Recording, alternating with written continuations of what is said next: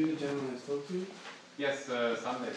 Okay, the problem is, I obviously spoke to the doctor, right? Der hat mit Oma Zimmer letztes Mal gesprochen. Der Oma Zimmer wollte sich per Mail mit ihm in Verbindung setzen und ihm dann Bescheid sagen. Ich habe ihn gerade angerufen, er hat es noch nicht gemacht und er will jetzt auch nicht mit ihm sprechen. Okay. Er hat gesagt, er meldet sich per Mail. Okay.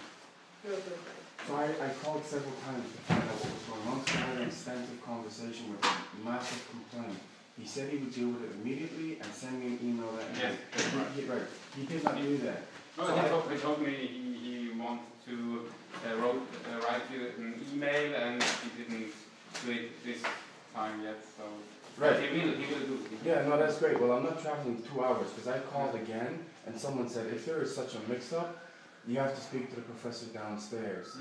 I've now traveled 2 hours. I knocked on his door. But I told you first, write an email to my professor. I don't have the email. But I gave me the name. Yeah, the secretarian email. Jutta.starke. And I got no reply. So okay, so maybe, but we are doctors. We have to work every day. Yeah, but I can't come into the hospital and be in the assaulted. operation room, so why did he ask me to wait outside his door for 20 minutes and then not open the door? Who? I was stood there. There's a guy came out, I said, can I talk to him? He said, yeah, no problem. I'm stood there for 20 minutes. To the point, I then go back down to the information. They say, no, you have to go to the secretary's door for Dr. Rodolph. She wouldn't open the door. I'm sent back up here. I've already been here for an hour and not spoken to anyone. But do you have an appointment with my professor? Or? Yeah, but the point is, I called several times. He didn't do what he said he's going to do. When I arrived here, he said, wait outside my door. So I waited outside his door for 20 minutes. I knocked again. So someone came out and spoke to me and said, yes, he'll talk to you. Okay. So I'm just stood like this for 20 minutes. I then go back down to information. Information's like, I don't know what's going on. This is a disaster. Go back to the professor secretary. She won't even open her door to talk to me. She's a secretary. Yeah, but if you don't have an appointment with my come on. He's in the operation theater, so... There's got to be someone here to talk to. The complaint I said to him was horrific. Even he said it's horrific. I've traveled 2 hours to get back here. I'm leaving the area. What's your problem? What's yes, but it needs to be talked to a doctor in privacy.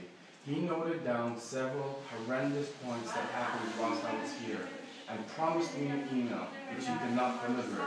I'm not leaving it just a case of, oh, we'll give it to you whenever. It was a very serious complaint. Very, very serious. To put my health in jeopardy. So he also agreed to that. And he didn't do what he said. I just stood outside for 20 minutes. It wasn't a case of I don't have time to talk to you. I stood there for 20 minutes doing nothing. You can talk to me today. One of them can. I'm not leaving.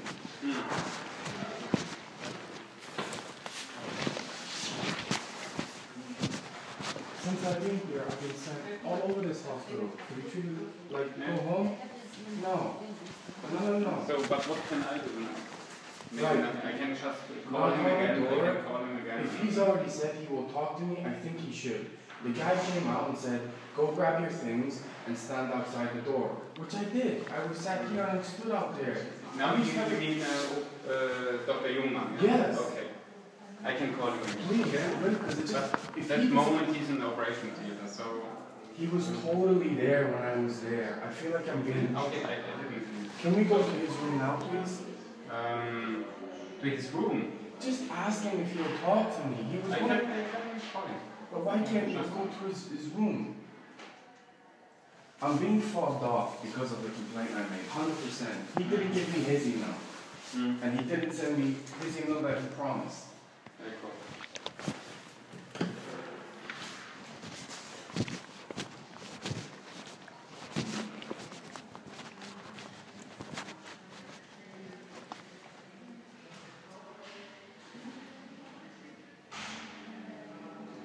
Ja, mein Lieber, ich muss mal ganz kurz anrufen wegen den 21.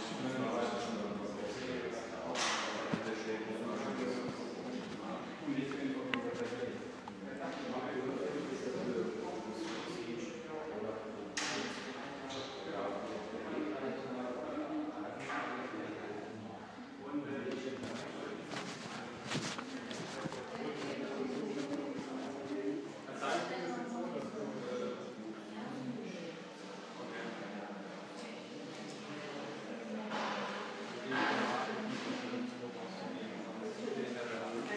Okay, nee, ich sage das, okay?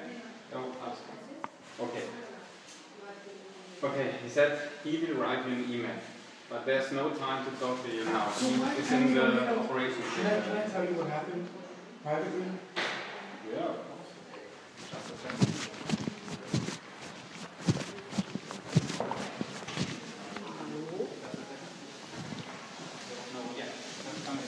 But I also have to go to the operation theater. I can give you 5 minutes. And I also have my life to get back.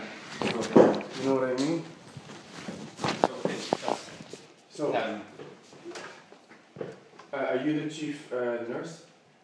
No, I'm a doctor. Oh, you're a doctor, okay. I'm a specialist for urology. Okay, so you're like the gentleman I spoke to. So are you on the same level as the gentleman I spoke to? Yeah. Okay. Yeah. So you tell me if you think you'd be happy with this, not as a doctor, just as a human being, right? Yeah. So I arrived in this clinic because I went to a doctor. I know the hit the background, right? Yeah. So the first doctor that I saw was fantastic. Mm-hmm. His English wasn't great, but real gentleman, super nice. Dr. Nikolov, I think. Nikolov, yes. Yeah. Very, very nice guy. Mm-hmm. So they organized me the room. The problem started was when he disengaged. Mm-hmm. Because the female doctor who was here with a ponytail, I can't remember her name, with the glasses. Blondeau, I think, yeah. Sorry? Blondeau. Okay, it's Blondeau. a French name, yeah. Okay. So what happened is and this is where it started to go wrong, and there's 2 other patients in the room, right? Mm-hmm. Get ready for your operation. Okay, fine. So I go down for my operation. As I'm down there, one of the Frau nurses is stabbing my arm 5 times to find blood. There's blood dripping down my arm. Okay. But that can happen. Hold That on. can happen. Yeah. She finally gets blood. I'm like, ow, shut up. First of all, I don't think that's appropriate. The anesthetist said, are you ready to go? I said, yes, I'm ready to go. Everyone, before she puts the mask on, everybody's laughing in the room. I'm like, why is everybody laughing? I'm quite nervous. Then puts the mask on. I don't think that's appropriate to be laughing and then stop. So I have my operation. I come out. Everybody's laughing. I'm like, is there anything I'm missing that like everyone finds hilarious about me that I'm not understanding? I said, if you don't mind, can you please stop? And they stopped. That's bizarre behavior. I then came up to the room. The 2 elderly gentlemen who were in my room were very nice. They actually, the one on the right hand side said, I'm actually sorry for the way you're being treated, because it became to the point I wasn't given food during the day. He had to ask the night nurse to give me food. On the day that I was leaving, they put the food in the furthest part of the corner and went, bon appetit, Mr. Fraser. And the actual German guy came over and gave me my food. Even more importantly, when I had the catheter, I had a problem with the catheter. It wouldn't work and it was urine all over the place. That's typical, yeah. Okay, but I asked the nurses to fix it. The patient then went and spoke to them and they refused to fix it. So there's now me and another patient in the toilet trying to fix my catheter.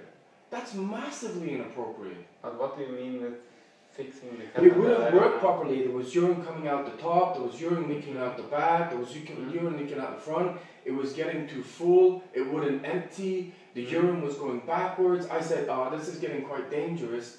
The whole time. It's not dangerous. That's typical for a catheter. But if I ask the nurse, or even if it's to the point of the other patient is saying, please can you do something with his catheter, and they refuse to even talk to me, that's not appropriate. Okay. Then I was given no discharge notes. Then a friend of mine came to get me, right? And actually he turned out to be a nurse. He's a nurse.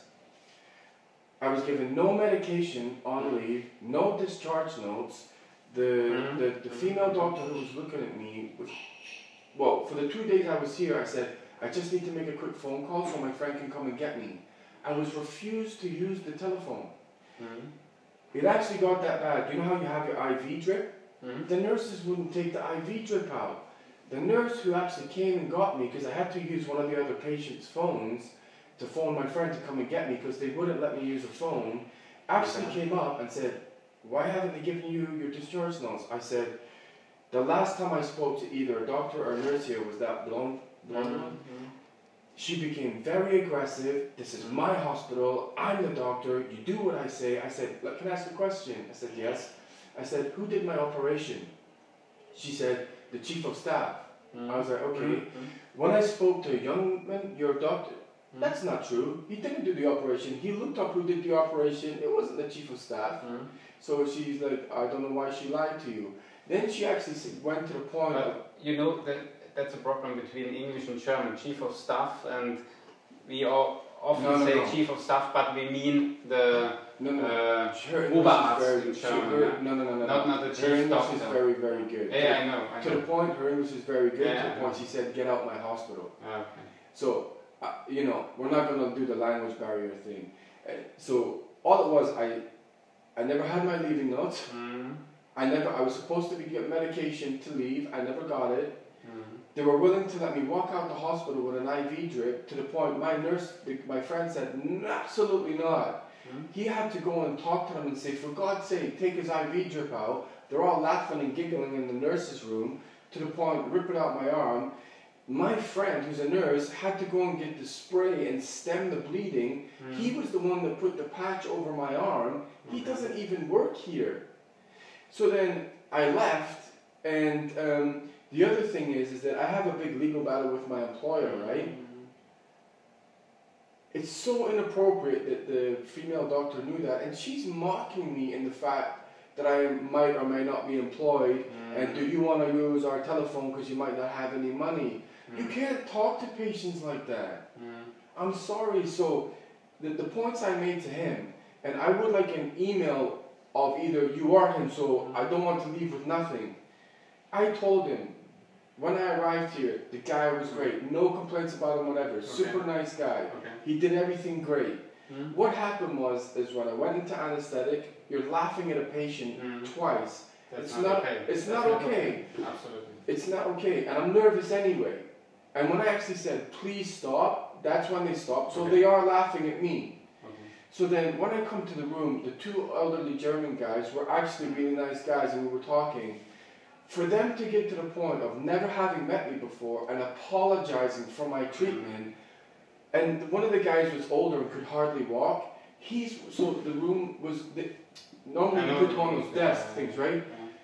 The nurse came in, put it in the furthest part of the room. Bon appetit, Mr. Fraser. I'm like, I looked at the German guy and he said, I'm very, very sorry, I don't know why you're being treated like this.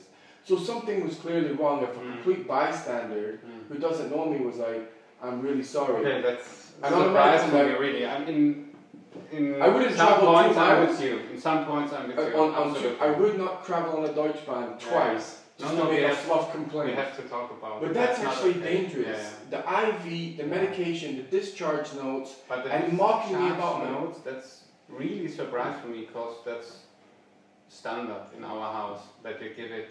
But doctor, I don't mean to interrupt. It got to the point of when that Dr. Blow, I don't know if I'm pronouncing it, it deteriorated so badly because she was mocking me about my financial situation, my employment situation. I've delivered... I don't think so, because we have a lot of patients. Sir, I wouldn't make it up. What happened was, I've delivered $5 billion. The accommodation was the problem, right? Because I said, I'm jumping all over Germany, so my accommodation is the problem. That's how the money aspect came up. That's why I needed to use the phone. So she was making inappropriate comments about that. And I just said, you know, time out, I just want to get my stuff and go. And she said, I'm the doctor, you've had your operation, get out. So she left, and it got to the point, I'll be honest with you, I couldn't actually physically go and talk to the nurses. The guy who came and got me, who is a nurse, had to go and communicate. I understand. And even when I communicated, I still didn't get my medication to leave, right? But which medication? What they said is they needed, because I had painkiller, it was 2 medications. Painkillers or what? Okay. Okay, so there was a painkiller and something else. I can't remember what the other one was. Maybe for the stomach, so. Right, okay. So what was happening is, every 2 minutes, nurses were contradicting each other, and then saying, no, it's coming from Blondo. She came in and went, you know what, you're not using our telephone, if you've got an accommodation problem, that's your problem, and get out my hospital. Okay. I mean, I was spoken to like a dog. Okay, you leave. But on a medical level, to not come back with the discharge notes, the medication, and the IV, that's dangerous. Okay. That's so what I got a problem we have with. to talk about this. Right, and Right. now you understand Absolutely. why I wanted to, Yeah, because absolutely. I'm But not gonna, I think the I left at 8 o'clock this morning to Yeah. try and come here. I'm not going to ruin my day just for the hell of it. I think the problem is maybe Dr. Jungmann didn't talk to all the doctors which were The problem started in all this therapy The parts. problem started So with blonde. yeah, I think he has to talk with her. Maybe It was he didn't brutal. do this now. So And this is my concern, because he took my details, and I promise you I'll email you either tonight or tomorrow. I didn't get it. That's why I then made the phone call. I'm already under a tremendous amount of stress with my legal battle. Okay. The last thing I need is to even have this conversation. But it became so aggressive and abusive. And I actually, what happened was I went and spoke to a nurse and a doctor anonymously in another hospital, and I explained what happened, and they're like, 100% you have to make a complaint. Not only on a personal level, but medically that can't happen. So I understand. right, now you understand me. Yeah. I'm not making noise just for the sake of it. I will talk to him. He has to talk to Dr. Blondeau and to the nurses and I don't know these people. I've never met them before. And then I think we will have to get better and better every day. Maybe there's no, but I really want to make a written complaint though. And the thing is, he has all my details. I would like to be, well, either if you have a card or he has a card or an email, so I can start the process, because the last thing I need is for nothing to, he promised me, he's already broken his promise. I'm quite happy to just list what happened on an email to you, or copy him in or whatever, and please start the process, because it's, I don't, with all due respect to you, I don't work here. If the process is not improved, it was targeted at me because they didn't treat the other two gentlemen like that. For the other gentleman to actually apologize, it was almost personal. It's not okay. But it's the first time I heard this, so I hear this. We really never had problems like this. I know, but doctor, there's not always with homeless patients, not with any foreigners or whatever. We are Catholic that house. Doesn't mean anything to me. Normally, we really have no problems in this relationship. I'm getting frustrated, right? Because that's a generic standard answer. I've worked at Bank of America, much bigger organizations than this. I've delivered $5 billion by the time I was in my early 30s. Anytime something goes really wrong, the standard answer is, and I'm not drilling you, but well, that's never happened before. It's very unusual. Listen, I've been in banks where things are not supposed to go wrong. They go wrong every single day. You just don't say it does. I've worked in governments. Things have gone horrendously wrong. But, well, that's the first time I've heard of it. Listen, I've done in sales. I know the response. We'll improve our processes. No, I would like to write an email after this conversation because it was dangerous. But I promise you, I will talk to Dr. Jungmann. I understand he that. has to do what he has to do now. And but can I leave, not with a generic email, because I've already tried an email and it didn't work. Can I either email you and list it? I would. He gave me nothing. Yeah, he gave me absolutely nothing. The only email we have for our secretary, I'm just an assistant doctor, so I can't help you maybe. But I give you an email. Just a second. One second. Everybody in the hospital has an email. Everybody. I've been told. Yeah, but so can I get his email? He took my email. He took my email. He didn't give me his email. He has an email, yeah, of course. I think that's considering he said he would take ownership of it. He took my details. He gave me nothing. He made a promise and broke it. Give me a second. Okay.